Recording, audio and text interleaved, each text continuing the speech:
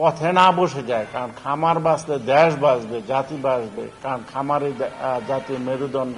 April জুড়ে ভয়াবহ তাপপ্রবাহে বিপর্যস্ত জনজীবন, প্রাণীকুলেও নেই স্বস্তি। গাজীপুরে প্রতিদিনই মারা যাচ্ছে খামারের শত শত হাঁস মুরগি।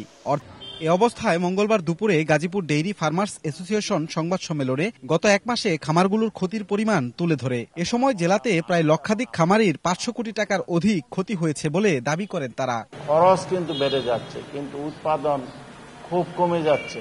সুতরাং আমরা খামাররা অলমোস্ট পথে বসে যাচ্ছি। 25 থেকে 30 হাজার খামারি আছে। আমি অনেকের সাথে যোগাযোগ করে দেখেছি, সবারই একই অবস্থা। আমাদের ধারণা কমপক্ষে 500 কোটি টাকা এর ঊর্ধ্বে ক্ষতি হয়ে গিয়েছে এই এক মাসে। তাপপ্রবাহের কারণে পথে বসে যাচ্ছে জেলার খামারিরা। অনেকেই ব্যাংক লোন নিয়ে বিপাকে পড়েছেন। এ অবস্থায় ব্যাংক সুদ মওকুফের দাবিও জানানো হয়।